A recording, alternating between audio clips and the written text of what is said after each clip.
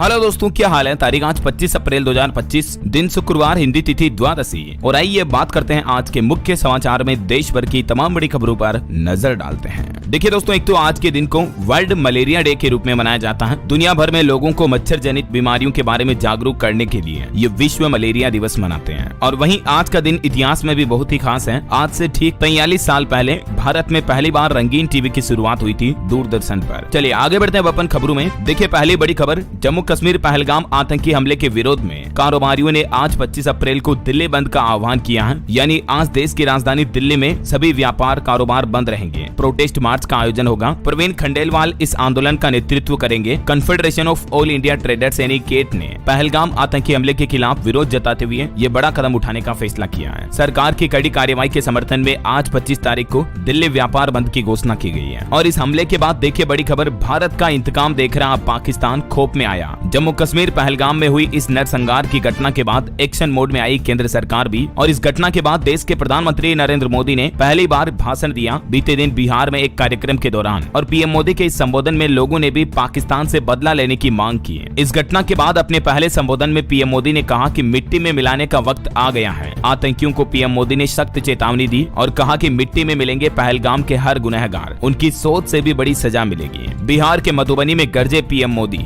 ईंट का जवाब पत्थर से देंगे, सरकार ने सख्त संदेश दिया। आतंकवादियों को कल्पना से भी बड़ी सजा मिलेगी। पूर्व केंद्रीय मंत्री अनुराग ठाकुर ने भी ये बयान दिया। दोस्तों बीते दिन पीएम मोदी ने 6204 करोड़ के विद्युत प्रोजेक्ट्स का भी लोकार्पण और शिलान्यास किया। बिहार राज्य को और भी कई बड़ी परियोजनाओं की सौगात दी। इसके साथ ही बिहार में पहली नमो भारत ट्रेन भी शुरू हुई, जिसकी रफ्तार 130 किलोमीटर प्रति घंटा होगी। पीएम मोदी ने इस ट्रेन को भी हरी झंडी दिखाई। 5.5 घंटे में जयनगर से पटना तक का सफर कर पाएंगे आप। इस ट्रेन के सभी कोच जनरल होंगे। तो बिहार के मधुबनी में इन परियोजनाओं का उद्घाटन करते हुए पीएम मोदी ने आतंकवादियों को बड़ा संदेश दिया और बोले कि आतंकियों को मिट्टी में मिलाने का समय आ गया है, उन्हें अपनी कल्पना से भी बड़ी सजा मिलेगी। जम्मू पहलगाम आतंकी हमले की घटना का विरोध बिहार पटना में भी देखा गया। लोगों ने कैंडल मार्च निकाला। सिख समुदाय ने भी नाराजगी जताई। इस दौरान पीएम मोदी ने दुनिया भर को बिहार से संदेश दिया। अंग्रेजी में बोले पीएम मोदी, आतंकियों को धरती के अंतिम छोर तक नहीं छोड़ेंगे। कुल मिलाकर दोस्तों बिहार को 13,480 करोड़ रुपए की परियोजनाओं की सौगात दी। और इसी दौरान पीएम मोदी ने यहाँ अमृत भारत एक्सप्रेस और नमो भारत रैपिड रेल को भी हरी झंडी दिखाई, जो कि ये पटना जयनगर के बीच चलेगी नमो भारत ट्रेन। और जम्मू पहलगाम की इस घटना के बाद देश में सर्वदलीय बैठक भी हुई और इसमें सभी नेताओं ने कहा हर एक्शन पर हमारा सरकार को पूरा सपोर्ट है। अच्छी बात ये रही दोस्तों कि पक्ष विपक्ष सभी राजनीतिक पार्टियों का इस बार मोदी सरकार को समर्थन देखने को मिला है देश में इस दुखद घड़ी में। और देखिए इस बैठक के बाद सरकार ने खुद अपनी गलती मानी। सर्वदलीय बैठक में विपक्ष ने भी कहा कि आतंकी कैंप नष्ट करें। और पहली बार राहुल गांधी ने भी पीएम मोदी को समर्थन देते हुए कहा कि केंद्र सरकार के हर एक्शन को हमारा समर्थन है। सरकार ने सुरक्षा में चूक भी मानी जम्मू पहलगाम की घटना पर। राहुल गांधी खुद बोले कि आप कुछ भी कीजिए, हम आपके साथ हैं। पीएम मोदी को पाकिस्तान पर एक्शन लेने के लिए विपक्ष ने भी फुल सपोर्ट दिखाया। पक्ष विपक्ष सब राजनीतिक पार्टियों की डिमांड है कि आतंकियों का काम तमाम कर दिया जाए। और पहलगाम हमले पर आरएसएस प्रमुख मोहन भागवत ने भी बड़ा बयान दिया। वो बोले कि देश शक्तिशाली है, अब इसे दिखाने का समय आ गया है। कांग्रेस अध्यक्ष मल्लिकार्जुन खड़गे भी बोले कि इस मामले पर सरकार जो भी कार्रवाई करेगी हम उसका समर्थन करेंगे। आतंकियों को कुल मिलाकर कड़ी से कड़ी सजा मिलनी चाहिए। सर्वदलीय बैठक में सभी राजनीतिक पार्टियों के एक सूर देखने को मिले। जिस तरह से हिंदुओं को चुन चुन कर मारा गया है, वैसे ही आतंकियों को भी मौत के घाट पहुंचाया जाए। पहलगाम हमले पर बोले कांग्रेस नेता प्रदीप यादव भी। और इस बीच देखिए दोस्तों भारत सरकार ने एक और फैसला लिया। एक तो सिंधु जल संधि मुद्दे पर भारत ने पाकिस्तान को एक लेटर भेजा, जिसमें इस सिंधु संधि को स्थगित करने की, कैंसिल करने की जानकारी दी। और इस पत्र में लिखा कि अच्छे रिश्तों के बिना ये संभव नहीं है। ये वो पत्र की कॉपी भी आप देख सकते हैं जो पाकिस्तान को भेजा भारत सरकार ने। इस लेटर में क्या क्या लिखा हुआ है, इसके 5 पॉइंट्स भी आप देख सकते हैं। क्योंकि अभी एक दिन पहले आपको पता होगा केंद्र सरकार ने पाकिस्तान के खिलाफ 5 बड़े फैसले लिए थे, जिसमें 1960 की सिंधु जल संधि को भी कैंसिल कर दिया है। इसके अलावा अटारी बॉर्डर पर भी रीट्रीट सेरेमनी में इस बार गेट नहीं खोले गए। बीएसएफ के जवानों ने पाकिस्तानी रेंजर्स के साथ हाथ भी नहीं मिलाया। जम्मू पहलगाम हमले की घटना के बाद यहाँ भी बहुत कम लोग पहुंच रहे हैं। देखिए अटारी बॉर्डर से ग्राउंड रिपोर्ट आ रही है। वापस लौटे 104 पाकिस्तानी, 29 भारतीय भी आए। बिना गेट खोले हुई रीट्रीट सेरेमनी। और भारत सरकार के इन बड़े फैसलों पर पाकिस्तान के प्रधानमंत्री भी बोले कि भारत के फैसले युद्ध भड़काने वाले हैं। इस्लामाबाद में भारतीय हाई कमीशन के बाहर पाकिस्तानियों ने हंगामा भी किया। भीड़ ने गेट फांदने की भी कोशिश की। पहलगाम हमले के बाद भारत ने जो सिंधु जल समझौता रद्द किया है, उसको भी पाकिस्तान ने सही कदम नहीं बताया है। इस बीच हमारे भारत के विदेश मंत्रालय ने भी मोदी पाकिस्तानियों को चेतावनी दी और कहा कि वीजा अवधि खत्म होने से पहले भारत छोड़ें पाकिस्तानी। 29 अप्रैल से मेडिकल वीजा भी मान्य नहीं होगा पाकिस्तान का भारत में, यानी चाहे बीमार हो या कोई भी परिवार हो, हर पाकिस्तानी को 29 अप्रैल तक भारत छोड़ना ही होगा। हमारे देश से बाहर निकलना होगा पाकिस्तानियों को। मोदी सरकार ने अंतिम फैसला सुना दिया है। कोई बहाना नहीं चलेगा कि हम बीमार हैं, इलाज कराने आए, कुछ भी कारण हो, गेट आउट। पाकिस्तानियों को भारत से बाहर का रास्ता देखना पड़ेगा, क्योंकि बाकी सभी मौजूद वीजा तो 27 अप्रैल से ही रद्द हो जाएंगे, जबकि पाकिस्तान के जो मेडिकल वीजा भारत में लगे हुए हैं वो भी सिर्फ 29 अप्रैल तक ही मान्य होंगे। उसके बाद उन्हें हमारा देश छोड़ना ही होगा। और भारत सरकार ने भारतीय नागरिकों को भी पाकिस्तान यात्रा करने से परहेज करने की सलाह दी गई है। मतलब फिलहाल किसी भी भारतीय को पाकिस्तान यात्रा भी नहीं करनी चाहिए। और भारत से तनाव के बीच पाकिस्तान के लिए एक और बुरी खबर आई। पाकिस्तान के 1 करोड़ लोग भूखमरी के कगार पर भी हैं। बीते दिन जो भारत सरकार ने पाकिस्तान के खिलाफ सख्त एक्शन लिए, इससे पाकिस्तान के शेयर बाजार में भी तबाही मच गई। 48 घंटे से कराची 100 इंडेक्स में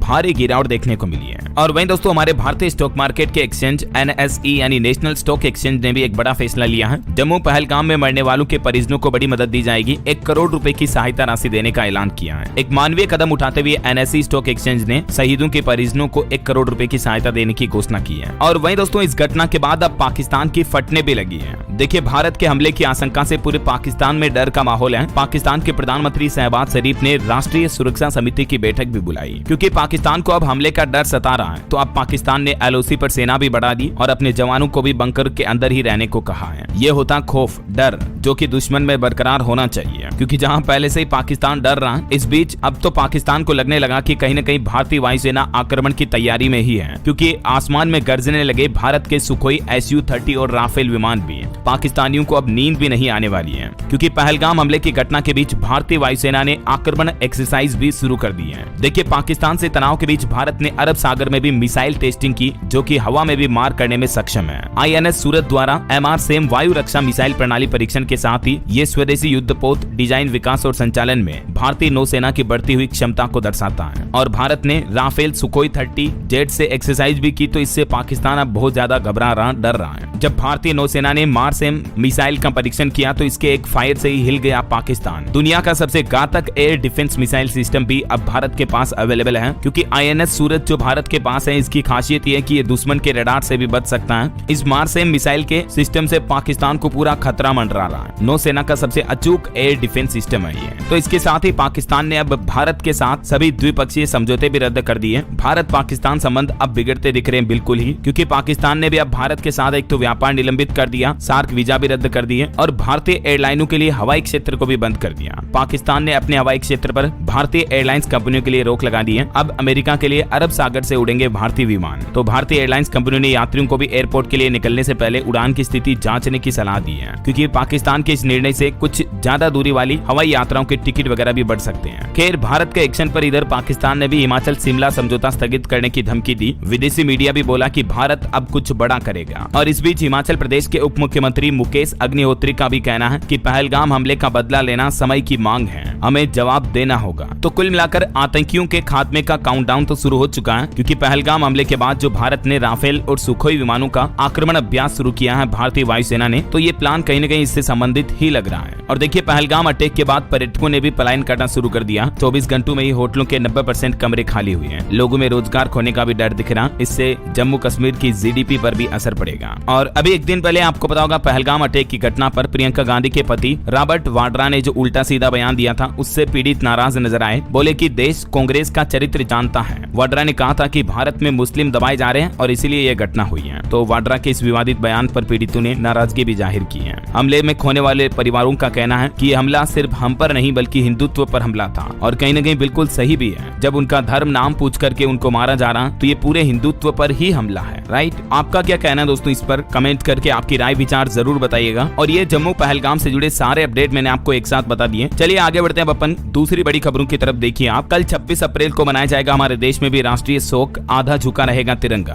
क्योंकि हाल ही में जो पोप फ्रांसिस का निधन हुआ था, उनका अंतिम संस्कार कल किया जाएगा। तो इसको लेकर भारत सरकार ने ये घोषणा की है और गृह मंत्रालय ने उस दिन राजकीय शोक का भी ऐलान किया है। चलिए अगली खबर है, भूमिगत कोयला खनन में तेजी लाने के लिए सरकार ने उठाया बड़ा कदम। अग्रिम भुगतान माफ किया जाएगा और छूट की भी पेशकश की है। भारत के कोयला क्षेत्र को पुनर्जीवित करने के लिए कोयला मंत्रालय की तरफ से ये कुछ नए उपाय लागू किए जा रहे हैं। वहीं खबर है, वीर सावरकर पर अपमानजनक टिप्पणी के मामले में राहुल गांधी इलाहाबाद हाईकोर्ट का समन अनुदान रद्द करवाने सुप्रीम कोर्ट पहुंचे हैं। और देखिए दिल्ली में प्रदूषण पर बड़ी चोट लगाने के लिए औद्योगिक क्षेत्रों में भी एंटी स्मोक गन लगाएगी बीजेपी सरकार। दिल्ली के मुख्यमंत्री रेखा गुप्ता ने ये नया प्लान बनाया है। वहीं बड़ी खबर आ रही सुप्रीम कोर्ट में गोधरा कांड पर सुनवाई अब अगले महीने 6-7 मई को होगी। गुजरात सरकार ने हाईकोर्ट के फैसले को चुनौती दी है, दोषियों को फांसी की मांग की है। और खबर है दोस्तों, आज उत्तर प्रदेश बोर्ड के रिजल्ट जारी कर दिए जाएंगे। 10वीं 12वीं के रिजल्ट आप यूपी बोर्ड के ऑफिशियल पोर्टल पर चेक कर पाएंगे। यानी यूपी के हाई स्कूल और इंटरमीडिएट दोनों के ही नतीजे आज घोषित कर दिए जाएंगे। और पहली बार दोस्तों उत्तर प्रदेश बोर्ड रिजल्ट के मार्कशीट जो है वो आपको डिजी लॉकर ऐप पर भी देखने को मिलेगी। इस बार यूपी सरकार की तरफ से ये नई पहल की गई है। और यूपी कैबिनेट बैठक में योगी सरकार ने कुछ और बड़े फैसले भी लिए। देखिए एक तो उत्तर प्रदेश में एडेड विद्यालयों के शिक्षकों का भी मानदेय बढ़ाया गया है और मृतक आश्रितों की नियुक्ति पर भी लगी रोक को हटा दिया है। उत्तर प्रदेश के मुख्यमंत्री योगी आदित्यनाथ ने यूपी में संस्कृत शिक्षकों का मानदेय 40% बढ़ाया। पूर्व माध्यमा के टीचर्स को भी अब 20,000 रुपए हर महीने मिलेंगे। ये देख सकते हैं आप यूपी सरकार द्वारा जारी प्रेस नोट भी। वहीं उत्तर प्रदेश के मुख्यमंत्री योगी आदित्यनाथ ने यूपी की बेटियों को भी बड़ी सौगात दी है। अब 3 लाख रुपए की वार्षिक आय वाली परिवार की बेटियां भी सामूहिक विवाह योजना के पात्र होंगी। पहले इसकी लिमिट 2 लाख रुपए तक ही सालाना थी, तो उसको बढ़ाकर 3 लाख कर दिया है। और वैसे यूपी के सरकारी कर्मचारियों के लिए भी अभी एक दिन पहले योगी सरकार ने फैसला लिया था। प्रदेश के 12 लाख पेंशनरों और कर्मचारियों का भी महंगाई भत्ता बढ़ चुका है। 1 जनवरी से 53 से बढ़कर 55% महंगाई भत्ता माना जाएगा। 2% तक की बढ़ोतरी की गई। मैंने आपको कल अपडेट बता दिया था ये, है ना। चलिए खेल समाचार पर खबर आ रही है। आरसीबी की होम ग्राउंड पर पहली बार जीत हुई। राजस्थान को 11 रन से हराया। हेजलवुड ने 19वें ओवर में 2 विकेट लेकर मैच पलटा। रॉयल चैलेंजर्स बेंगलुरु ने अपना होम ग्राउंड में ये पहला मैच जीत लिया सीजन का। चलिए खबर है अमेरिकी उपराष्ट्रपति जेडी वेंस का भारत दौरा पूरा हुआ। जयपुर से वो अमेरिका के वाशिंगटन के लिए रवाना हुए। एक दिन पहले उन्होंने ताजमहल का भी दौरा किया था। और नक्सलवाद पर बड़ी खबर देखिए, छत्तीसगढ़ तेलंगाना बॉर्डर पर मुठभेड़ हुई। 3 महिला नक्सलियों के शव मिले। कई नक्सलियों के मारे जाने की खबर है। सर्च ऑपरेशन अभी भी जारी है। कई हथियार भी मिले हैं। वहीं खबर आ रही इजरायली जासूसी एजेंसी मोसाद ने अडानी को बचाने के लिए चलाया ऑपरेशन जेपेलिन अभियान। सेम पित्रोदा का सर्वर भी हैक किया। ऐसी भी मीडिया रिपोर्ट्स आ रही हैं और अब ये आरोप भी लगने लगे हैं। ऑटो इंडस्ट्री से खबर है, JSW MG हेक्टर और हेक्टर प्लस मॉडल लॉन्च किए कंपनी ने, जिनकी शुरुआती कीमत 14 लाख रुपए से शुरू है। और वहीं किया की नई केरेंस भी 8 मई को भारत में लॉन्च होगी। हुंडई अल्काजार से इसका मुकाबला होगा। खबर आ रही भारत की सबसे ज्यादा बिकने वाली प्रीमियम हैचबैक पर भी अप्रैल में शानदार ऑफर्स निकले हैं। मारुति सुजुकी बैलेनो ने ये ऑफर निकाले हैं, जिसके तहत आप कुछ छूट वगैरह का लाभ ले सकते हैं अगर आप इसे अप्रैल में बुक करवाते हैं तो। और मोबाइल फोन लॉन्चिंग पर भी खबर है। ओप्पो का budget friendly 5G smartphone A5 Pro launch हुआ। शुरुआती कीमत इसकी 18,000 है। चलिए अगली बड़ी एक चौंकाने वाली रिपोर्ट देखिए। हमारे देश में पिछले 2 सालों में 28,000 से ज्यादा स्टार्टअप बंद हुए हैं, जबकि इसी साल 2025 में अब तक 250 से ज्यादा स्टार्टअप बंद हो चुके हैं। विशेषज्ञों का कहना है कि आने वाले महीनों में ये संख्या और भी बढ़ सकती है। डेटा इंटेलिजेंस प्लेटफॉर्म ट्रैक्शन की रिपोर्ट जारी हुई है ये। और भारत में घरेलू हवाई यात्रियों की संख्या पर भी आंकड़ा आ रहा। बीते महीने मार्च में 11% तक की बढ़ोतरी हुई और इसके साथ ही हवाई यात्रियों की कुल संख्या का आंकड़ा 148 लाख तक पहुंचने का अनुमान है। और खबर देखिए, विश्व बैंक की रिपोर्ट में कहा गया है कि पाकिस्तान में अब गरीबी बढ़ेगी। पड़ोसी देश के 10 मिलियन लोगों को करना पड़ेगा गंभीर खाद्य असुरक्षा का सामना भी।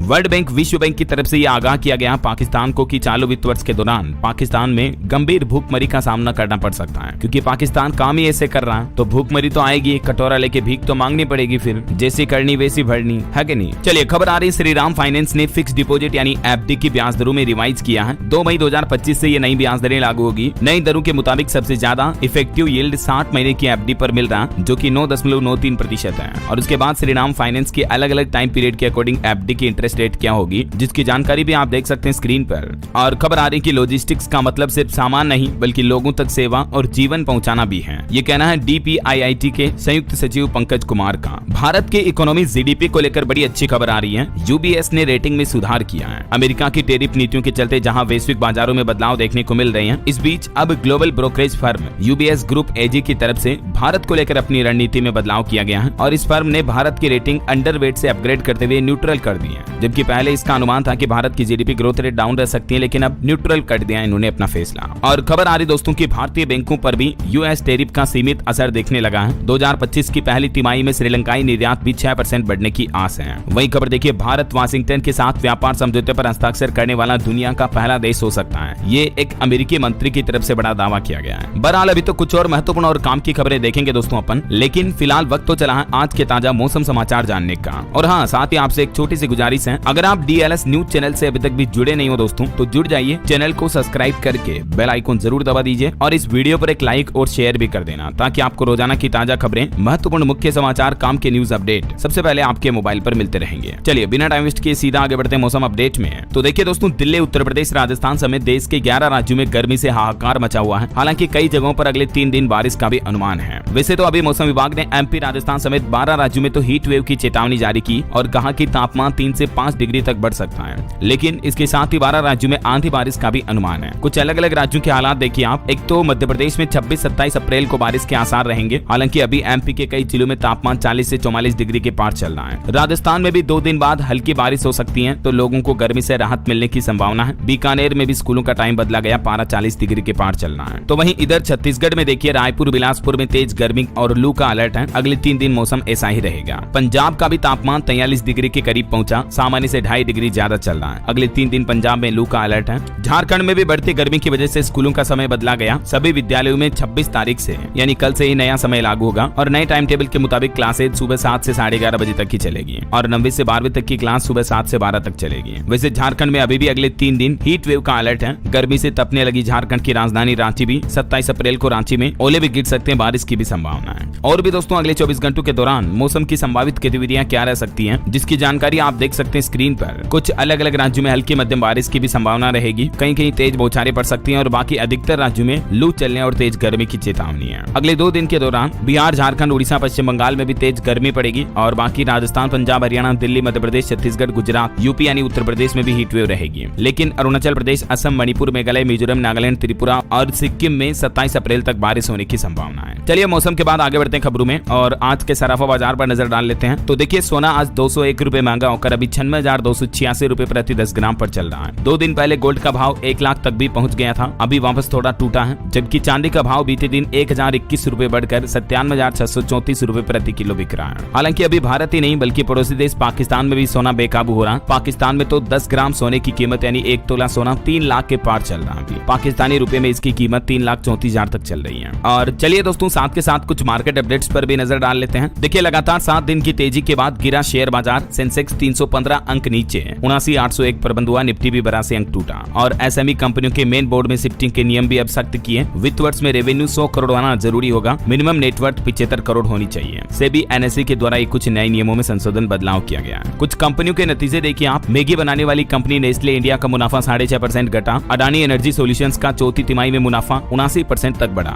एक्सिस बैंक का भी चौथी तिमाही में मुनाफा 1.5% घटा। टेक महिंद्रा का मुनाफा 77% तक बढ़ा। और बड़ी खबर आ रही, ईडी ने जैन सोल के परिसरों पर भी छापेमारी की। को प्रोमोटर पुनीत जग्गी को हिरासत में लिया गया। 262 करोड़ की हेराफेरी का आरोप है। चलिए मार्केट के बाद आगे बढ़ते हैं अपन खबरों में। देखिए, अगली बड़ी खबर, जम्मू पहलगाम आतंकी हमले के घायलों का फ्री में इलाज करेंगे। मुकेश अंबानी उद्योगपति की तरफ से बड़ी घोषणा की गई है। रिलायंस फाउंडेशन अस्पताल में उनका इलाज बिल्कुल मुफ्त किया जाएगा। वही खबर है, अब बॉर्डर पर भारत खत्म करेगा संघर्ष विराम। जल्द ही इसकी घोषणा हो सकती है। पाकिस्तान से लिया जाएगा पहलगाम आतंकी हमले का बदला भी। वैसे बीते दिन पाकिस्तान ने एक और नापाक हरकत की। पाकिस्तानी रेंजर्स ने पंजाब बॉर्डर पर एक BSF के जवान को पकड़ दिया। उसके हथियार AK-47 भी छीन लिए। आंखों में पट्टी बांध करके उसका फोटो जारी किया। ये वो हमारे इंडियन आर्मी के जवान है। पाकिस्तानी मीडिया ने ये फोटो जारी किया है। देखिए पाक की नापाक हरकत। और खबर है, जम्मू कश्मीर में भी 24 घंटे में तीसरा एनकाउंटर हुआ। लेकिन बड़ी दुखद बात है कि इसमें हमारा एक जवान भी शहीद हो गया। सुरक्षा बलों ने उद्यमपुर में आतंकियों को घेरा। आतंकियों के 4 मददगार भी गिरफ्तार हुए हैं। वहीं खबर आ रही कि अब आज जम्मू पहलगाम जाएंगे हमारी भारतीय सेना के प्रमुख। हमले वाली जगह का भी दौरा करेंगे और आगे की रणनीति नया प्लान बनाएंगे। सिंधु जल समझौते पर भी गृह मंत्री अमित शाह के घर आज इस मुद्दे को लेकर अहम बैठक होगी फिर से।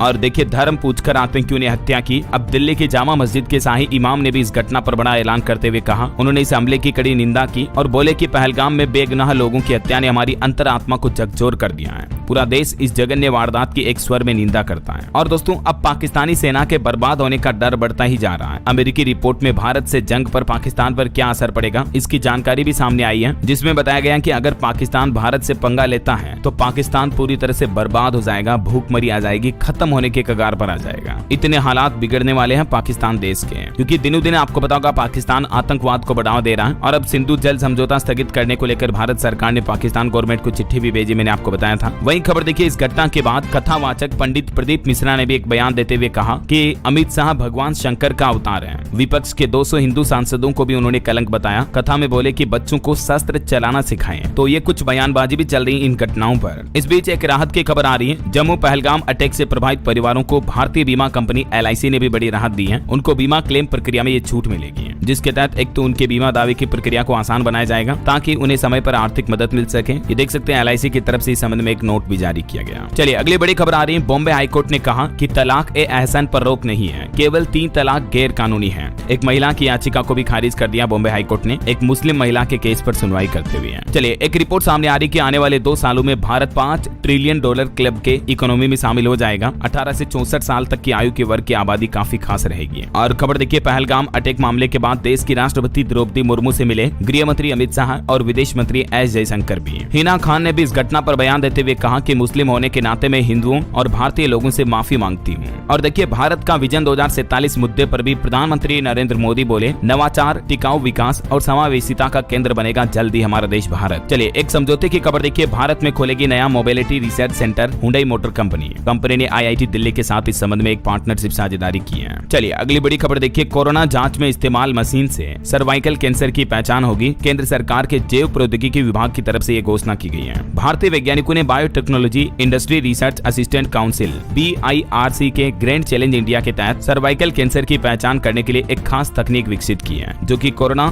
जांच में इस्तेमाल होने वाली मशीन पर ही काम करेगी, है ना। और स्पेस साइंस से एक खबर देखिए, अनोखी खगोलीय घटना, कन्या तारामंडल में दिखा विशाल ब्लैक होल जो कि तेज चमक रोशनी छोड़ रहा। वैज्ञानिकों ने अचानक इसको सक्रिय होते देखा। बंगाल टीचर प्रोटेस्ट मामले पर खबर आ रही है। 40 घंटे बाद कार्यालय से बाहर निकले SSC अध्यक्ष, शिक्षकों ने चौथे दिन भी धरना दिया, लगातार जारी है। और वहीं दोस्तों, पश्चिम बंगाल से एक और बड़ी खबर आ रही है कि हिंदू मुसलमानों के लिए अलग अलग से मतदान केंद्र बनाए जाएं। बंगाल में बीजेपी ने इलेक्शन कमीशन से भी ये मांग की है। और पश्चिम बंगाल के मुर्शिदाबाद हिंसा प्रभावित क्षेत्र में भी जाएगी। बंगाल के मुख्यमंत्री ममता बनर्जी अगले महीने मई के पहले सप्ताह में इस इलाके का दौरा कर सकती है वो। चलिए खबर देखिए, खेलो इंडिया यूथ गेम्स 2025 में बिहार पटना में central command and central centre का उद्घाटन भी हुआ। चलिए खबर देखिए, मध्य प्रदेश इंदौर में 27 अप्रैल को IT और मंदसौर में 3 मई को होगा एग्रीकल्चर कॉन्क्लेव का आयोजन। मध्य प्रदेश के मुख्यमंत्री डॉक्टर मोहन यादव की तरफ से ये घोषणा की गई। और इन कॉन्क्लेव में क्या क्या खास बातें होंगी देख सकते हैं आप। वही खबर है, पंजाब में सरपंचों को एक नहीं बल्कि अब 2000 रुपए मिलेगा वेतन। कल पंचायती राज दिवस था और इस मौके पर पंजाब के मुख्यमंत्री भगवंत मान सरकार की तरफ से सरपंचों के वेतनमान में ये बढ़ोतरी करने की घोषणा की है। चलिए खबर देखिए, कूड़े से बनेगा चारकोल, वेस्ट मैनेजमेंट का रोल मॉडल बनेगी मुख्यमंत्री की सिटी। यूपी में गोरखपुर में देश का पहला एकीकृत अपशिष्ट प्रबंधन सेंटर शुरू होने जा रहा है और ये पहला शहर बनने जा रहा है ऐसा, जहां ये आधुनिक तकनीक लगाई जा रही है। चलिए खबर आ रही है, उत्तर प्रदेश में घटेगा बिजली बिल, 4.25 करोड़ उपभोक्ताओं को मिलेगी राहत। पहली बार इतनी कटौती होने जा रही है। दरअसल अगले महीने मई से यूपी के बिल में 2% की कमी देखने को मिलेगी आपको, और इससे उत्तर प्रदेश के तकरीबन 3.5 करोड़ उपभोक्ताओं को राहत मिलने वाली है। हाल ही में आपको बताऊंगा, इस महीने अप्रैल में लगभग 1.25% अतिरिक्त ईंधन भार लगाया था यूपी बिजली विभाग ने, लेकिन अब अगले महीने मई से वापस राहत दी जाएगी प्रदेशवासियों को बिजली की महंगाई से, है ना। चलिए खबर आ रही, EPFO बनेगा मुश्किल वक्त का सहारा, 5 लाख रुपए तक मिलेंगे आपको, बिना ऑफिस चक्कर काटे आपका काम भी हो जाएगा। दरअसल मीडिया रिपोर्ट्स के मुताबिक EPFO अपने सदस्यों के लिए ऑटो सेटलमेंट क्लेम लिमिट को 1 लाख से बढ़ाकर 5 लाख रुपए करने की योजना बना रहा है। और आने वाले मई जून महीने से ही तो आपको EPF के पैसों को ATM और UPI से निकालना भी संभव हो पाएगा। जल्दी देश के 7.5 करोड़ से भी ज्यादा PF खाताधारकों को ये लाभ मिलने वाले हैं। वहीं खबर है, उत्तर प्रदेश में कामाख्या एक्सप्रेस समेत 50 से ज्यादा ट्रेनें आज निरस्त रहेगी। मेगा ब्लॉक के चलते ये ट्रेनें प्रभावित हो रही है, तो आप भी अपनी रेल यात्रा करने से पहले शेड्यूल जरूर चेक कर लें, है ना। चलिए अगला अपडेट देखिए, खिलाड़ियों के लिए बड़ी अच्छी खबर है। अब देश भर के स्कूल गेम्स में भाग लेने वाले खिलाड़ी छात्र अपने डिजी लॉकर के ID का उपयोग करके प्रमाण पत्रों को डाउनलोड कर सकेंगे। School games federation of India की तरफ से डिजिटल परिवर्तन की दिशा में ये नई पहल शुरू की गई है। वहीं खबर है, पंजाब में 5500 होमगार्ड की भर्ती आने वाली है। मुख्यमंत्री भगवंत मान सरकार की तरफ से ये बड़ी घोषणा की गई, जल्दी ये वैकेंसी आएगी। और देखिए, हाईटेक होगी अब हरियाणा राज्य की पुलिस विभाग को हरियाणा में मिलेंगे अत्याधुनिक हथियार और उपकरण भी है। और इसके लिए हरियाणा की नायब सिंह सैनी सरकार ने 22 करोड़ रुपए के बजट को भी मंजूरी दे दी है। चलिए खबर आ रही, दिल्ली में सक्रिय अपराधी गैंग से निपटने के लिए फास्ट ट्रैक कोर्ट जरूरी है। सुप्रीम कोर्ट ने एक मामले की सुनवाई करते हुए ये बात कही है। एक बड़ी राहत की खबर देखिए, इन 2 सरकारी बैंकों से होम लोन, कार लोन लेना सस्ता हुआ। बैंकों ने अपनी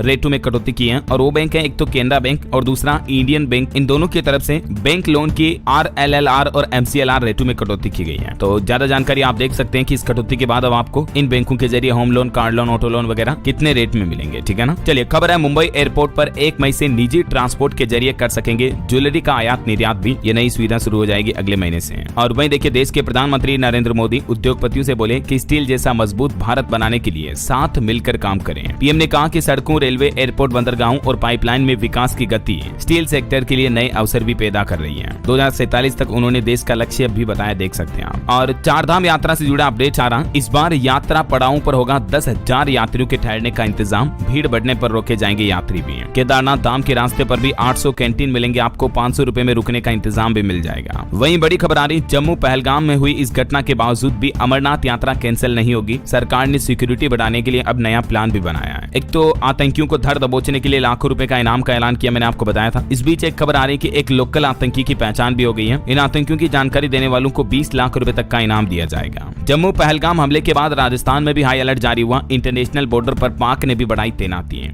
इधर भारत के एक्शन से घबराया पाकिस्तान ने भी अब अपनी मिसाइलों का परीक्षण करना शुरू कर दिया, तो इधर भारतीय एजेंसियां भी अलर्ट मोड पर हैं। चलिए अगली खबर देखिए। मध्य प्रदेश के मुख्यमंत्री डॉक्टर मोहन यादव बोले कि प्रदेश में आयोजित हो युवा कुंभ, रोजगार परक शिक्षा को मिले प्रोत्साहन। देखिए सीएम मोहन यादव ने मध्य प्रदेश के एमएसएमई उद्योगों से कहा कि कम से कम हर परिवार से एक व्यक्ति को रोजगार का अवसर उपलब्ध करवाएं। प्रदेश में एमएसएमई की अहमियत भी बताई उन्होंने बातचीत करते हुए। चलिए अगली बड़ी खबर देखिए। उत्तर प्रदेश में एक नया निर्देश जारी हुआ, बिना परमिशन के अब नहीं कर सकेंगे ये काम। बोरवेल और ट्यूबवेल को लेकर यह नया नियम जारी हुआ है। दरअसल यूपी में खुले बोरवेल और ट्यूबवेल में गिरने से होने वाली दुर्घटनाओं को रोकने के लिए अब यूपी सरकार ने अनुमति लेना अनिवार्य कर दिया है। शहरों में ट्यूबवेल की खुदाई से पहले निकायों से अनुमति लेनी होगी, जिसके लिए 15 दिन पहले आवेदन करना होगा और इनसे जुड़े सभी सुरक्षा उपायों मानकों का भी पालन करना कंपलसरी होगा, है ना। वही खबर है, यूपी के युवाओं को मिलेगा स्किल का सुपर पावर। 2025 तक व्यावसायिक शिक्षा में दक्ष होंगे 50% छात्र। अब उत्तर प्रदेश सरकार कौशल विकास मिशन की क्षमता और कार्यशाला को आगे बढ़ाने के लिए नया लक्ष्य तय किया है। यूपी में स्किल्ड युवाओं को ज्यादा से ज्यादा तैयार किया जाएगा, ना। यूपी मिर्जापुर के लोगों के लिए भी खुशखबरी है, आज से मिलेगी अमृत भारत एक्सप्रेस ट्रेन की सुविधा भी है। PM Modi Saharsa railway station से वर्चुअली हरी झंडी दिखाएंगे इसको। वहीं देखिए बड़ी खबर, भारी वाहनों के साथ ई रिक्शा की सेफ्टी पर केंद्रीय मंत्री नितिन गडकरी ने घोषणा की, जल्द ही इन पर भी सेफ्टी रेटिंग लागू होगी। और ई रिक्शा भारी वाहनों के लिए सेफ्टी रेटिंग में क्या कुछ गाइडलाइंस रहेगी, जिसकी जानकारी भी आप देख सकते हैं। वहीं खबर है, दुबई और सिंगापुर के जैसे ही बनेगा हेलीपैड। हरियाणा गुरुग्राम में भी एक नए प्रोजेक्ट को मंजूरी मिली है। गुरुग्राम सेक्टर 103 में ये डेवलपमेंट आपको देखने को मिलेगा।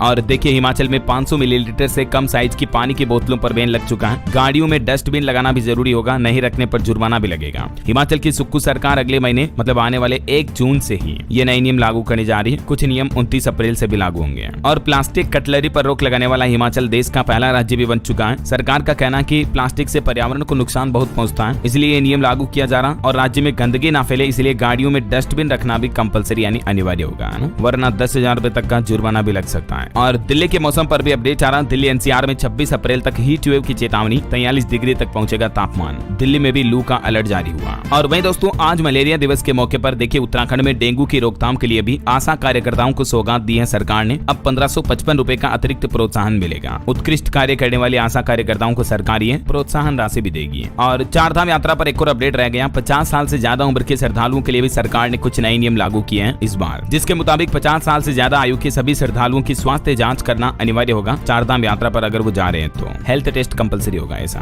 बिहार पॉलिटिक्स से खबर देखिए, महागठबंधन की समन्वय समिति में होंगे 21 सदस्य। तेजस्वी यादव ने मुख्यमंत्री फेस पर भी ये बात कही। और बिहार में गिट्टी बालू भंडारण के लिए भी अब आपको लाइसेंस लेना होगा, नहीं तो कार्रवाई होगी। बिहार के नीतीश सरकार की तरफ से ये भी नया नियम लागू कर दिया और खनन विभाग ने इस संबंध में निर्देश भी जारी किए हैं, जिसके मुताबिक गिट्टी बालू का भंडारण करने वाले सभी विक्रेताओं को लाइसेंस लेना अनिवार्य होगा। जिला खनिज पदाधिकारी के जरिए आप ये लाइसेंस ले पाएंगे, है ना। चलिए अगला अपडेट देखिए, देश में खेलों को बढ़ावा देने के लिए केंद्र सरकार ने 3794 करोड़ रुपए का रिकॉर्ड आवंटन भी किया। वहीं केंद्रीय खेल मंत्री मनसुख मांडविया ने भी शुरू की 2 नई पहल। 2036 ओलंपिक की तैयारियां भी तेज हुई और उन्होंने देश में खेल क्षेत्र को मजबूत करने के लिए 2 बड़ी पहलों का उद्घाटन किया। इनमें national centre for sports science and research institute में रिटर्न टू स्पोर्ट्स सेल और डिजी लॉकर के जरिए खेल प्रमाण पत्रों की डिजिटल सुविधा देने की पहल भी शुरू की है, जो कि मैंने आपको बताया था। और भारत में जॉब्स पर भी एक रिपोर्ट सामने आ रही है कि व्हाइट कॉलर हायरिंग में बीते महीने मार्च में 38% की जोरदार बढ़ोतरी दर्ज हुई। चलिए खबर देखिए, भारत ने तोड़े पाकिस्तान से सारे राजनयिक संबंध भी। और आपको पता होगा बिहार मधुबनी में पीएम मोदी ने पहलगाम आतंकी हमले में जान गंवाने वालों को श्रद्धांजलि देते हुए जब भाषण शुरू किया, उसके बाद पीएम मोदी ने सख्त रुख दिखाते हुए कहा कि पूरा देश आतंक के खिलाफ निर्णायक लड़ाई के लिए तैयार है। भारत हर आतंकवादी की पहचान करेगा, उसे खोजेगा और सजा भी देगा। वहीं आईएमए ने भी पहलगाम आतंकी हमले की निंदा की, पीड़ितों को चिकित्सा सहायता देने का भी ऐलान किया इंडियन मेडिकल एसोसिएशन ने। और उड़ीसा राज्य के मुख्यमंत्री मोहन चरण मांझी ने भी हमले में मारे गए पर्यटकों के परिवार को 20 लाख रुपए और उनकी पत्नियों को नौकरी देने की घोषणा की है। वहीं भारत ने पहलगाम आतंकी हमले को लेकर पाकिस्तान सरकार के आधिकारिक ट्विटर अकाउंट पर भी रोक लगा दी है। और विदेश मंत्रालय ने पाकिस्तान के शीर्ष राजनयिक को भी तलब किया पर्सोना नॉन ग्राटा नोट सौंपा।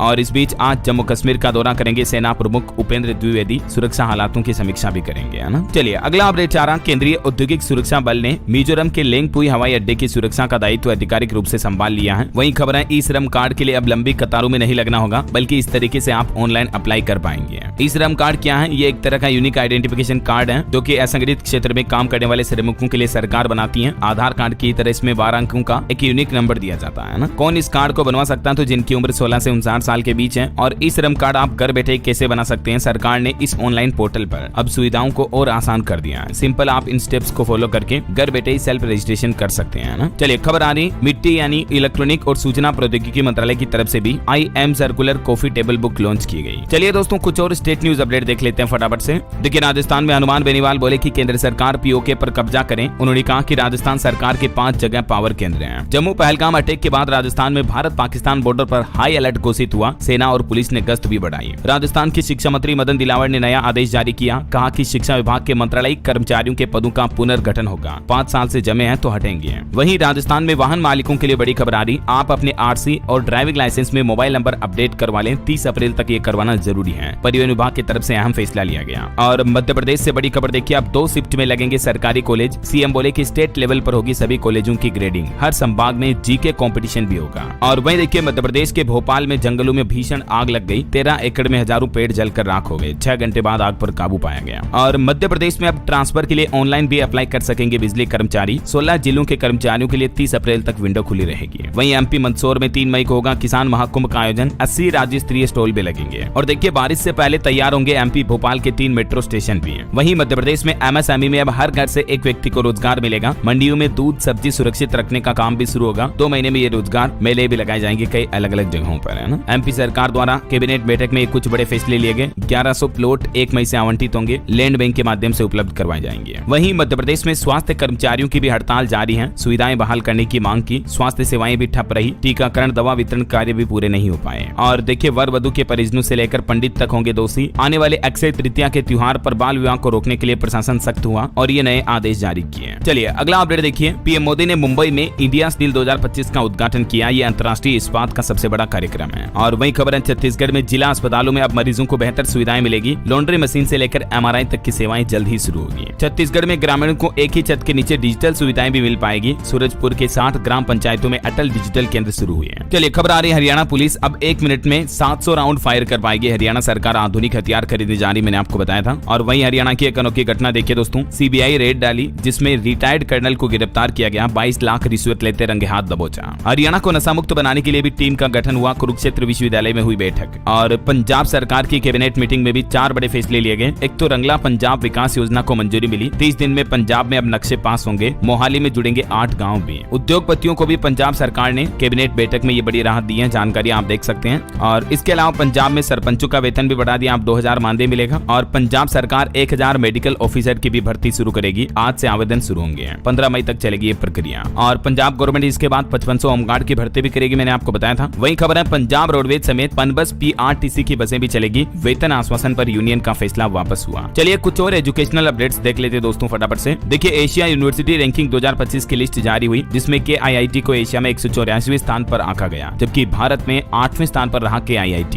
वही खबर है अग्निवीर वायु भर्ती के लिए आवेदन शुरू हुए। जून में होगी भर्ती रैली। अग्निवीर वायु में म्यूजिशियन वगैरह की भर्ती निकली हुई है। 10 से 18 जून को यह भर्ती रैली होगी। 10वीं पास भी अप्लाई कर पाएंगे। इसकी लास्ट डेट 11 मई 2025 है, ठीक है ना। वहीं सिक्किम राज्य ने भी राज्य पुलिस भर्ती में अग्निवीरों के लिए 20% आरक्षण देने की भी घोषणा की है। चलिए कुछ अंतर्राष्ट्रीय न्यूज अपडेट देखिए आप। यूक्रेनी राजधानी पर 9 महीने में सबसे बड़ा मिसाइल अटैक किया। रूसी हमले में 8 लोगों की मौत हुई, 70 से ज्यादा घायल हो गए। तो वहीं इधर फिलिस्तीन के राष्ट्रपति ने भी हमास को गाली निकाली और कहा कि बंधकों को रिहा करो वरना जंग के लिए इजराइल का बहाना खत्म होगा। ओके, और चलिए दोस्तों अंत में आज के राशिफल पर नजर डालते हैं। तो देखिए कर्क राशि के लोगों को किस्मत का साथ मिलेगा और वृश्चिक राशि के लोगों को भी तरक्की के मौके मिल सकते हैं। और भी कुछ अलग अलग राशियों का राशिफल आप देख सकते हैं स्क्रीन पर। और हाँ दोस्तों, आज मैं आपसे कोई क्विज क्वेश्चन नहीं पूछने वाला हूँ। आज आप मुझे नीचे कमेंट करके बताइए कि जो अभी जम्मू के पहलगाम में घटना हुई ना, इसके बाद भारत सरकार को पाकिस्तान पर क्या एक्शन लेना चाहिए। मतलब आपकी राय में पाकिस्तान को सबक सिखाने के लिए क्या करना चाहिए, इस पर आप अपने सुझाव विचार कमेंट करके बताइए। देखते हैं किसके विचार कितने अलग अलग होते हैं। और बाकी इस वीडियो को लाइक और शेयर करना, DLS न्यूज चैनल को सब्सक्राइब करके